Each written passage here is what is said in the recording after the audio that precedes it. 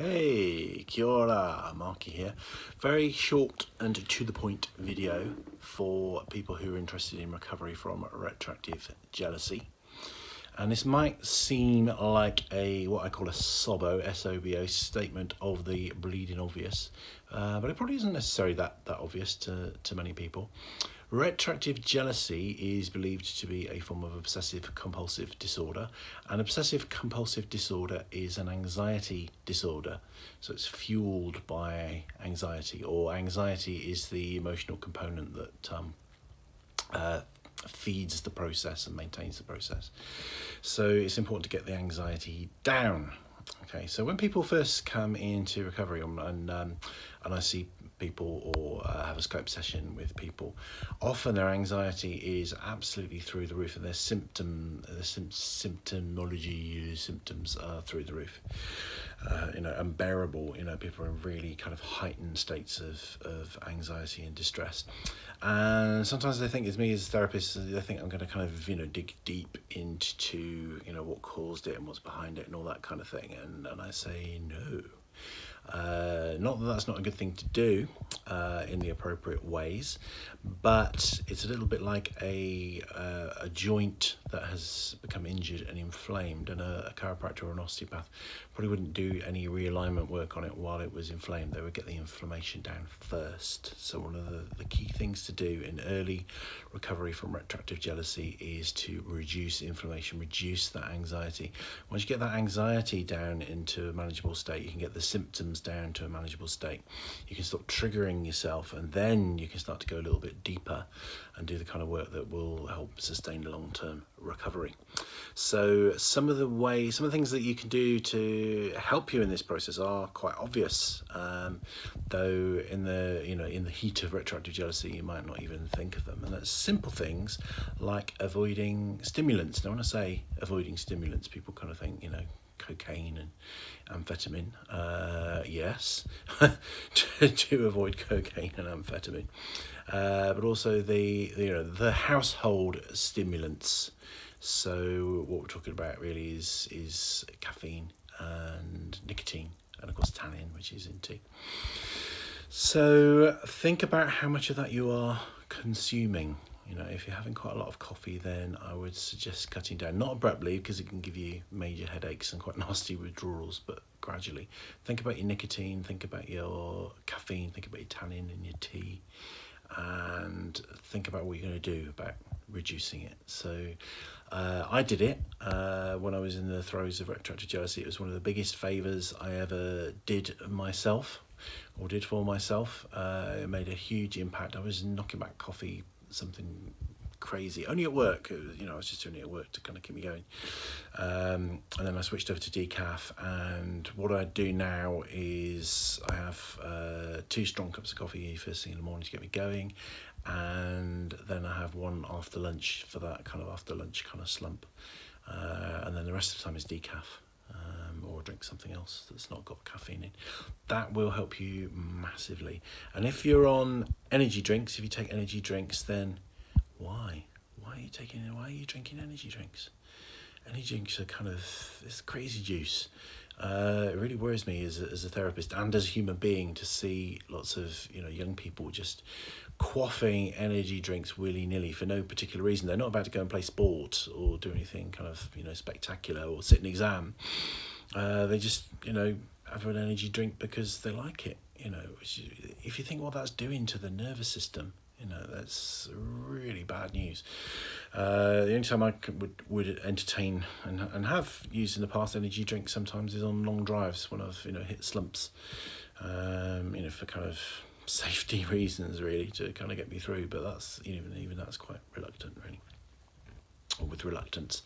So get your caffeine down gradually. Think about things like nicotine use and stuff like that, and think about things like exercise are very good for kind of burning off that excess energy that's flowing around the system as anxiety, and just ways to become more relaxed. If you're able to relax generally, which is difficult when you're in the the extremes and the throes of retroactive jealousy, but it's quite essential. It's cooling down that inflammation. If you cool down that inflammation, then you can start to do some deeper work.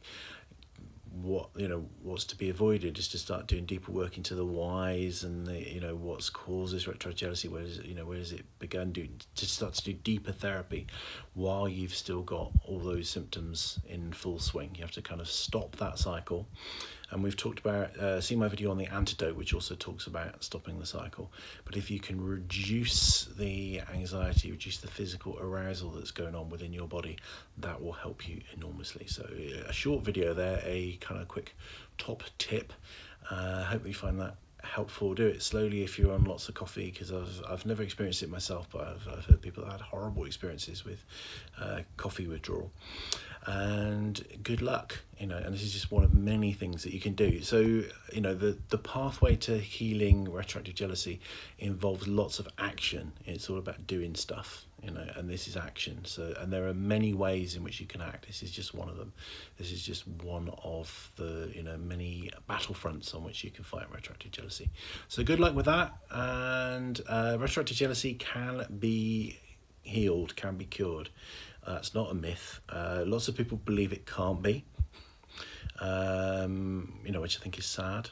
And I think also sometimes is a sign that there is something in the retroactive jealousy that you're not ready to get rid of. Horrible though it is, there's something that's keeping you in there that you're not ready to get rid of. And that's where the deeper therapy stuff can come in handy.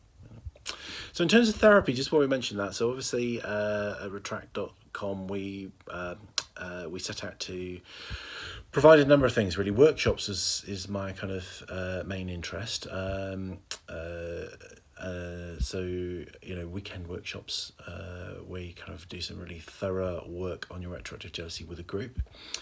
We have been providing psychotherapy by Skype. We're now in New Zealand, so that is limited for a number of reasons, because myself and Gwendoline, who's one of our other lead therapists, have got other therapeutic commitments. We work in other fields, some of which I talk about a little bit in some of my other videos.